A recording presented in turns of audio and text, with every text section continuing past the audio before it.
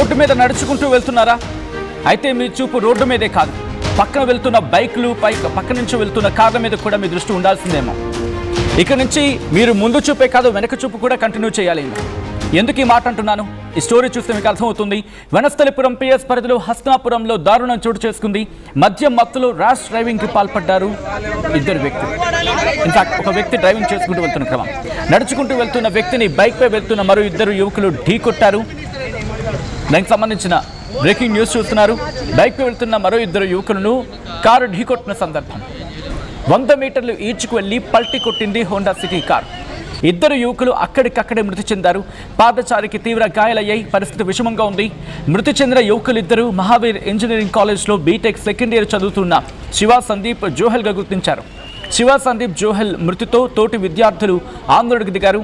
పోలీసులు విద్యార్థులకు మధ్య వాగ్వాదం చోటు చేసుకుంది. ర్యాష్ డ్రైవింగ్ చేసిన వ్యక్తిని తమకు అప్పగించాలంటూ స్టూడెంట్స్ ఆందోళనకు దిగారు. విజువల్స్ మీరు చూస్తున్నారు ఆర్టీవీ స్క్రీన్ మీద. This is disturbing content, viewer description is highly advised. ఈ కథలను మిమ్మల్ని కాస్త కలవరపరచచ్చు, అయితే మిమ్మల్ని కలవరపాటు గురి చేయడం ఆర్టీవీ ఉద్దేశం కాదు. ఇటువంటి కథనాలను చూపించడం, తద్వారా ఇటువంటి ఘటనలు చూపించడం ద్వారా మీకు అవగాహన కల్పించడం, మిమ్మల్ని అప్రమత్తం చేయడంలో భాగంగా ఈ కథలను చూపించడం జరుగుతుంది తప్ప మిమ్మల్ని కలవరపాటు గురి చేసే ఉద్దేశం ఆర్టీవీకి అనేది లేదు, ఉండదు. కాబట్టి ఇటువంటి కథనాలు చూసిన కాస్త కలవరపాటు గురే అవకాశం ఉంటుంటుంది. కాబట్టి దీనికి సంబంధించిన జాగ్రత్తలు తీసుకోవాలని ఆర్టీవీ సూచించడం జరుగుతుంది. మీరు చూడొచ్చు TZ08JLTRE TR2 అంటూ కూడా ఆ నెంబర్ని మీరు చూడొచ్చు. ఒక్కసారిగా ఆ కుటుంబం శోకసంద్రంలో మునిగిపోయింది. ఏకంగా అర్థం చేసుకోవచ్చు, చదువుతున్న పిల్లలు మరికొద్ది రోజుల్లో వాళ్ళ బీటెక్ పూర్తయిన తర్వాత ప్లేస్మెంట్స్, క్యాంపస్ ప్లేస్మెంట్స్ కావచ్చు, లేకపోతే ఉద్యోగాల్లో ఎక్కడో స్థిరపడతారు అనుకున్న విద్యార్థులు ఒక్కసారిగా ఆ కుటుంబం కోల్పోవడం అంటే ఎంత వెళుతుంటుంది ఆ కుటుంబంలో. ఒక్కసారి అక్కడ ఏం జరిగిందో చూద్దాం. ఆ తర్వాత ఇన్ డీటెయిల్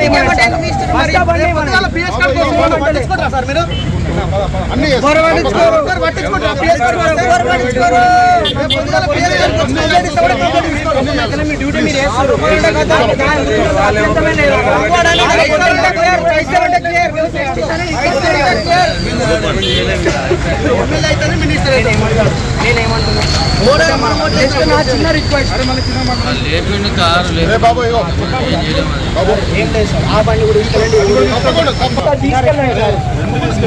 రోడ్డు మీద ఎందుకు వచ్చింది మరి? ఇప్పుడు సార్ మరి మా బండి 2 గంటలైంది. విజువల్స్ మీరు చూస్తున్నారు. అక్కడ సిచ్యువేషన్ గురించి డీటెయిల్గా మాట్లాడుకునే ప్రయత్నం చేద్దాం. మా ప్రతినిధి పవన్ అప్డేట్స్ అందించేందుకు లైవ్లో సిద్ధంగా ఉన్నారు. ఒకసారి పవన్ దగ్గరికి వెళ్ళే ప్రయత్నం చేద్దాం. పవన్, ప్రస్తుతం అక్కడ పరిస్థితి ఏంటి? ఈ ఘటనకు ప్రధాన కారణం ఏమై ఉండొచ్చు? కేవలం మద్యం మత్తు మాత్రమే కారణమా, లేకపోతే ఇంకా ఇష్యూస్ ఏమైనా ఉన్నాయి? ఎందుకంటే చాలా కొత్త బండిలా కనిపిస్తోంది ఆ వెహికల్ చూస్తుంటే, యాక్సిడెంట్ గురైన బండి. ఎస్ సచిన్, వనస్థలిపురం హస్తినాపురం రోడ్డులో ఉన్న స్టేషన్ పరిధిలో ఉన్న రోడ్లు ఘోర రోడ్డు ప్రమాదం చోటు చేసుకుంది. ఈ దారుణంలో ఇద్దరు యువకులు, ఇంజనీరింగ్ చదువుతున్న రెండో సంవత్సరం జరుగుతున్న ఇద్దరు యువకులు ప్రాణాలు కోల్పోయారు. నడుచుకుంటూ వెళ్తున్న మరొక వ్యక్తికి తీవ్ర గాయాలై అత్యవసర చికిత్సలో వైద్యం అయితే తీసుకుంటా ఉన్నాడు.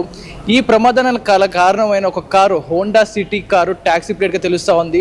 మద్యం మత్తులో అతి ర్యాష్ డ్రైవింగ్, అతి వేగంతో బైక్ పై వెళ్తున్న ఇద్దరు యువకులని ఢీకొట్టిన నేపథ్యంలో సుమారుగా ఢీకొట్టిన తర్వాత కూడా 100 మీటర్ల మేరకు ఆ వాహనాన్ని అలాగే ముందుకు తోసుకుంటూ వెళ్ళిపోవడం జరిగింది. ఆ తర్వాత బైక్ పై నుంచి స్లిప్ అయిన కారు సుమారుగా 2-3 పల్టీలు కొట్టి ఆ పక్కనున్న షాప్స్ మీదకి కూడా వెళ్ళిపోవడం జరిగింది. అంటే ఆ వేగం ఎంత తీవ్రంగా ఉందో తెలుస్తూ ఉంది. దీనికి గల కారణాలు మెయిన్గా అంటే ఆ డ్రైవర్ తప్పిదమే, నిర్లక్ష్యంగా ముమ్మాటికంటూ కూడా స్థానికులు అయితే చెప్తా ఉన్నారు. పోలీసులు అయితే ప్రస్తుతం అతన్ని అదుపులోకి తీసుకొని అన్ని విధాలుగా పరీక్షలు అయితే చేస్తూ ఉన్నారు. నిజంగా అతను మద్యం సేవించి ఉన్నాడా లేదా, ఎందుకని ఇంత ర్యాష్ డ్రైవింగ్ చేయాల్సి వచ్చింది, దానిపై కమిటీ వేసి దానిపై విచారణ చేస్తాను. దానిపై ఆ వ్యక్తిని అదుపులోకి తీసుకోవడం జరిగింది. కానీ ఇక్కడ అతి వేగంగా సుమారుగా సాయంత్రం వేళ సమయంలో, రాత్రి వేళ సమయంలో ఆ ట్రాఫిక్ ఉంటుంది. ఎటు చూసినప్పుడు కొన్ని వెహికల్స్ వెళ్తూ ఉంటాయి. సుమారుగా 130 నుంచి 140 కిలోమీటర్ల వేగంతో వెళ్తే కానీ ఇలాంత దారుణమైన ప్రమాదం చోటు చేసుకుంది. ఎందుకంటే సాధారణంగా మనం 80 నుంచి 80 స్పీడ్ లోపు, 60 లోపు ఉంటే కనుక ఒక బైక్ని ఢీకొచ్చిన నేపథ్యంలో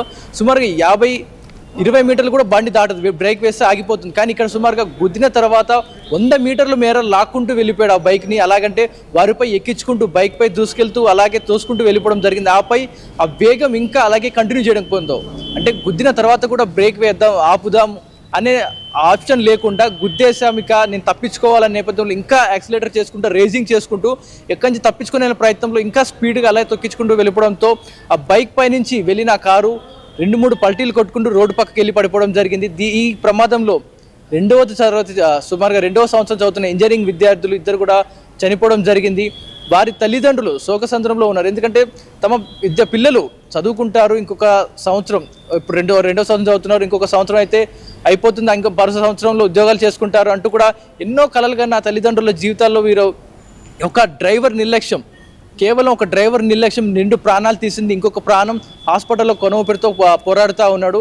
దీనికి గల కారణం నిజంగా మద్యం మత్తులోనే అతను స్పీడ్గా ర్యాష్ డ్రైవింగ్ చేశాడా లేకపోతే ఇంకేదైనా కారణం ఉందనే దానిపై పోలీసులు దర్యాప్తు చేస్తూ ఉన్నారు. కానీ ఇక్కడ ఇద్దరు ప్రాణాలు ముఖ్యంగా చెప్పుకుంటే, ఒకవేళ అతనికి ఎమర్జెన్సీ ఉండి ఒకవేళ అతను మద్యం మత్తులో గుద్ది కనుక ఉండుంటే ఆ చుట్టుపక్కల ఆ బైక్ పెట్రోల్ అంటుకొని దానికి కనుక ఇంజన్ బర్న్ అయ్యి ఆ చుట్టుపక్కల కార్ పల్టీ కొట్టుకుంటూ వెళ్ళిపోయి ఉంటే చుట్టుపక్కల ఉన్న ఇంకా నడుచుకుంటూ వెళ్ళే వారిపై ఎంతోమంది కూడా దూసుకెళ్లేదు. కానీ ప్రమాద తీవ్రత ఇద్దరు ప్రాణాలు ఒకరిని హాస్పిటల్కి చేర్చేంత వరకు అయితే వచ్చింది.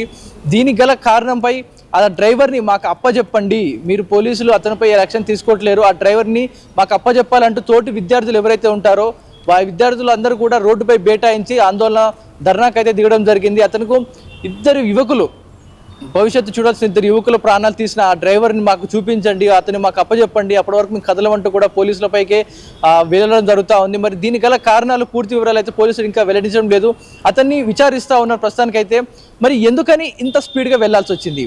సుమారుగా 130 నుంచి 140 కిలోమీటర్ల వేగంతో వెళ్ళి ఆ బైక్ను ఢీకొట్టాడు అంటే అతను స్పృహలో లేనట్టుగా కనిపిస్తా ఉంది. నిజంగా ముమ్మాటికి మద్యం మత్తులోనే ఉండి తోలారంటూ కూడా చుట్టుపక్కల వారు అయితే ఆ స్థానికులు చెప్తున్నారు. ఆ స్పాట్లో స్థానికులు చూసి అతని డ్రైవర్ని పట్టుకున్న సమయంలో అతనికి సోయి లేదంటూ కూడా చెప్తా ఉన్నారు. కానీ అతను చేసిన పొరపాటుకి ఒక కొత్త హోండా సిటీ కార్, నూతన కార్ అది, దాన్ని ట్యాక్సీ ప్లేట్గా తీసుకొని నడుపుకుంటూ ఉన్న సమయంలో 140కి పైగా వేగంతో వెళ్ళి గుద్ది ఇద్దరు ప్రాణాలు తీసిన ఆ వ్యక్తిని ఇప్పుడు పోలీసుల సంరక్షణలో ఉన్నాడు. అతని ఎట్టి పరిస్థితుల్లో మాకు అప్పచెప్పండి, జీవితం చూడాల్సిన ఇద్దరు యువకుల ప్రాణాలు తీస్తారు. రోడ్డు పక్కన నడుచుకుంటూ ఏమి అతని పనిని చూసుకుంటూ వెళ్తున్న ఒక వ్యక్తిపై కూడా వెళ్ళడం జరిగింది. అంటే రోడ్డు మీద నడవడానికి కూడా వీలు లేనట్టుగా, రోడ్డు మీద నడవాలన్నా కూడా భయపడేంత విధంగా తయారైపోయినాయి అంతా కూడా. సో రాత్రి వేళలో ఎక్కడికక్కడ కూడా బ్యారికేడ్లు పెడతా ఉంటారు. So drunk and drive test అవుతూ ఉంటాయి. మరి ఆ డ్రంక్ అండ్ డ్రైవ్ టెస్టులు అన్నీ కూడా తప్పించుకొని ఈ వ్యక్తి ఎలా బయటకు వచ్చాడు? మద్యం మత్తులో అంత స్పీడ్గా రోడ్డుపై వెళ్తున్నాడు అంటే ఎక్కడ కూడా ఏ డ్రంక్ అండ్ డ్రైవ్ టెస్టులు అతను దొరకలేదా? లేకపోతే రోడ్డుపై డ్రంక్ అండ్ డ్రైవ్ టెస్టులు పెట్టలేదా? ఒకవేళ డ్రంక్ అండ్ డ్రైవ్ టెస్టులు పెట్టుండి అతను కనుక ఆ రోజు పోలీసులు పట్టుకొని ఉంటే ఈరోజు 2 ప్రాణాలు బ్రతికేవంటూ కూడా పెద్ద ఎత్తున ఆందోళన చేస్తున్నారు విద్యార్థులు. మరి దీనికి కారణాలు పోలీసులు దీనికి సమాధానం చెప్తారా? అతను మద్యం సేవించి ఇంత హై స్పీడ్లో ర్యాష్ డ్రైవింగ్ చేసి ఇద్దరు ప్రాణాలు తీశారు, ఇంకొకరిని ఐసీలో పెట్టారు. మరి దీనికి గల కారణం మరి ఇమ్మాటికి పోలీసుల వైఫల్యమా? డ్రంక్ అండ్ డ్రైవ్ టెస్టులు కనుక చెక్ పోస్ట్ లాగా పెట్టి చేసి ఉంటే ఇద్దరు రోజు 2 ప్రాణాలు బ్రతికేవి అంటూ కూడా క్వశ్చన్ రేజ్ అవుతా ఉంది. మరి దీనికి పోలీసులు సమాధానం చెప్తారా లేదనేది పెద్ద ఎత్తున విద్యార్థుల నుంచి అయితే క్వశ్చన్ అయితే రేజ్ అవుతా ఉంది. సచిన్, ఆల్ రైట్, ఒకసారి మీ లైన్లో ఉండే ప్రయత్నం చేయండి పవన్. నిజంగా ఆ విజువల్స్ చూస్తే అర్థమవుతుంది ఆ 2 కుటుంబాల్లో ఎంతటి తీవ్రమైన విషాదాన్ని నింపిందని చెప్పి. ఆ బర్త్డే సెలబ్రేషన్స్ చేసుకుంటూ ఇమేజ్, ఆ పిక్చర్, దర్జాగా కారు మీద నిల్చొని ఇంకొక పిక్చర్. ఎవరైనా అనుకుంటారా ఎవరో ఒక కొత్త కారు కొనుక్కొని ఆ కారు రోడ్డు మీదకి వచ్చి రేపో మాపో జీవితాన్ని నిలబడతాయి, ఆ కుటుంబాన్ని నిలబడతాయి అనుకున్న 2 జీవితాలని ఆ కారు చక్రాల కింద నలిపేస్తుందని చెప్పి, ఆ 4 చక్రాల కింద వీళ్ళ బ్రతుకు నలిగిపోతుందని చెప్పి, ఆ టైర్ల కింద ఆ ప్రాణాలు పోతాయని చెప్పి ఎవరైనా ఊహిస్తారా? ఎవరిది పాపం? బహుశా ఎమోషనల్ వర్డ్స్ అయ్యిండొచ్చు కాక, కానీ వాస్తవం కాదా? ప్రశ్నించుకోదా సమాజం? కాన్ వి క్వశ్చన్ ఆల్ సెల్స్? చూడండి, TS TG08 JLTR 2465. It is a very new car. ఆ కారు బోల్తా పడిపోయిందంటే డ్రంక్ అండ్ డ్రైవ్ చేస్తున్నాం, కానీ లాభం ఏంటి? ఇంకేం చేయాలి?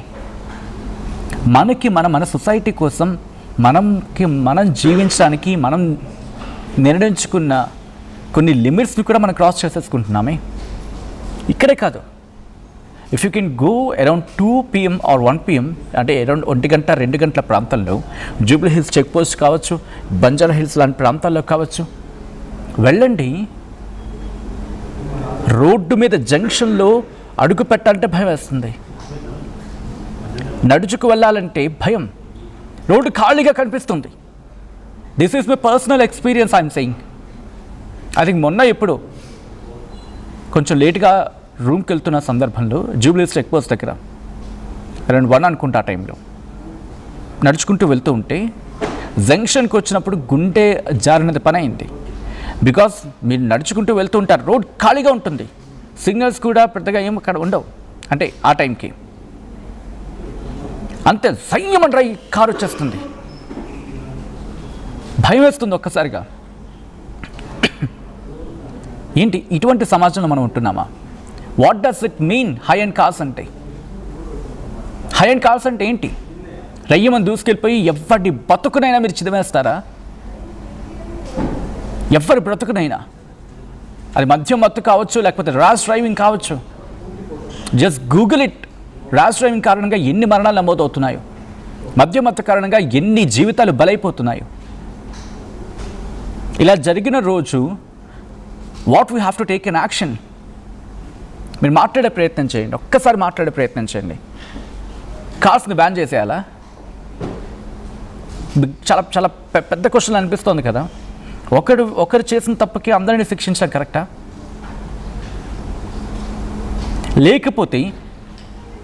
లేకపోతే ఆల్రెడీ ఐ థింక్ మొన్ననే 2 weeks 3 weeks బ్యాక్ అనుకుంటా కొన్ని సెన్సార్స్ వస్తున్నాయి బైక్లకు కూడా.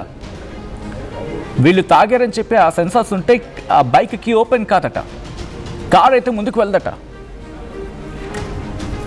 అటువంటిది. లేకపోతే స్పీడ్ లాక్ చేసేసేయాలా? If you are in city, మీరు ఇంత స్పీడ్లోనే ఉండాలి, ఆటోమేటిక్గా మీకు లాక్ అయిపోతుంది. అలాంటిది ఏమైనా లిమిట్ పెట్టుకోవాలా? నిజమే కదా, 60-70 సరిపోదా? మొన్న ఎవరో ఒక మాట అంటే చాలామంది కోపం వచ్చింది కాక. గుంతలుంటే ప్రమాదాలు జరగవని చెప్పి. గుంతలుంటే వెహికల్సే పాడవుతున్నాయి కదా. ఆ కోణంలో ఆలోచించే ప్రయత్నం చేస్తే గుంతలుంటే కేవలం పాడేది అక్కడ వెహికల్స్, కానీ మనిషి ప్రాణాలు పోవటం లేదు కదా అంతగా.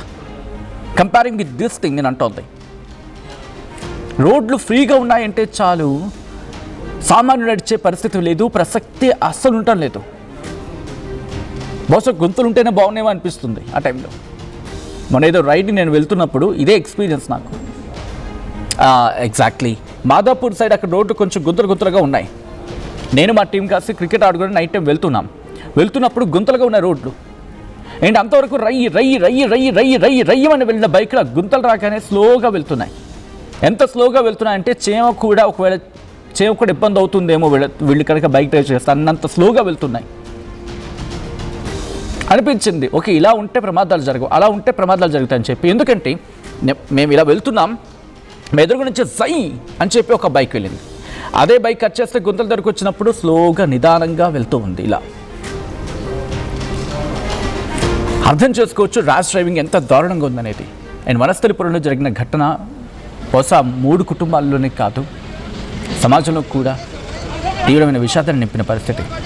ఈ కథను మిమ్మల్ని కాస్త కలవరపరచవచ్చు, దీనికి సంబంధించిన జాగ్రత్తలు తీసుకోవాలని ఆర్టీవీ సూచించడం జరుగుతోంది. This is our distributing content, video description is highly advised. ఒక్కసారి ఆ దృశ్యాలు చూద్దాం.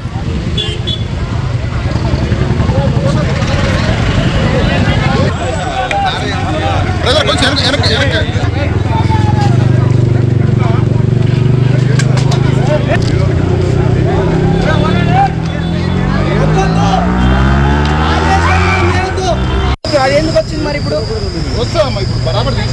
సార్ మరి మా బండి 2 గంటలైంది.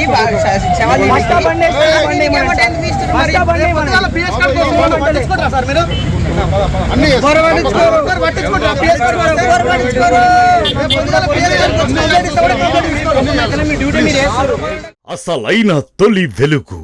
ఫాలో వాట్సాప్ @తొలి వెలుగు official.